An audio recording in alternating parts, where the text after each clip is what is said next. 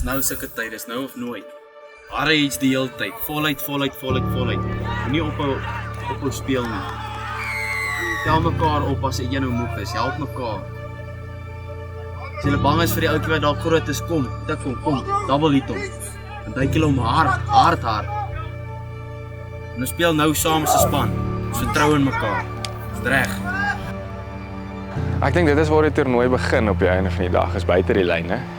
Ek dink die mooi is binne die lyne, maar ek dink die hart agter dit is buite die lyne.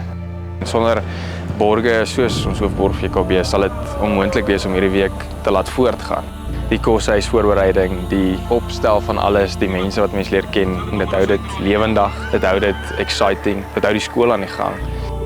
Rugby is belangrik en jou hart sal altyd by rugby bly, maar dit gaan oor die man wat jy gaan word oor 40 jaar. Wie gaan jy wees? Kan ek moet sê, week soos die beteken baie vir hierdie seuns se selfvertroue.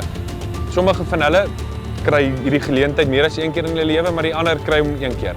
En dit is hierdie Rydsweek vir hom. We all want to play for the Springboks one day, but ultimately I want to use my rugby talent to get me to a proper university, and from there and just try to push myself and see where my rugby gets me. Ek is net bly ek het nog ander rugby speel, want ek het nou eers begin stres oor al my skoolwerk en my eksamens. Dit het baie tyd opgevat. Maar ek het maar die sacrifices gemaak om hier te kom en dit hierdie is, ek meen, dis great. Ons shape die youth vir die toekoms.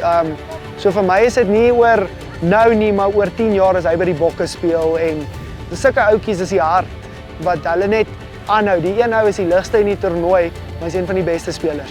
Want hy gee net sy alles, want vir hom is hierdie toernooi nie net hier om rugby te speel nie. Dis sy kans om nou verder te gaan. En hulle gryp dit net en dis amazing, ja. Mense dink altyd jy's net hier vir die rugby en dan kom jy agter, maar jy's nie net hier vir die rugby nie. Ek bedoel, jy bou 'n band met die seuns. Jy's nou nog in kontak met seuns wat hier 2 jaar terug kom afrig het. En jy's in so 'n kort tydjie in sy lewe, maar hy maak 'n groter impak as wat jy dink.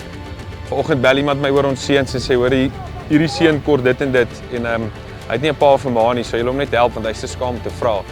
So sulke goed kom ook uit en dan besef jy, okay, maar jy's nie net die ouetjie se afrigter, jy is dalk 'n mentor ook, en jy moet hom nie net 'n lesie leer op die rugbyveld nie, maar ook 'n lewensles.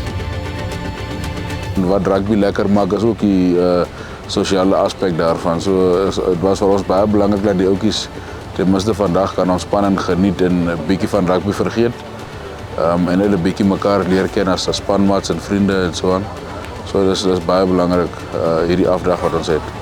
Soos wat ons nou hierso kuier, dan kom ek bietjie uit my comfort zone en ek's redelik teruggetrokke persoon. Hierdie help mens baie, jy leer baie oor jou rugby.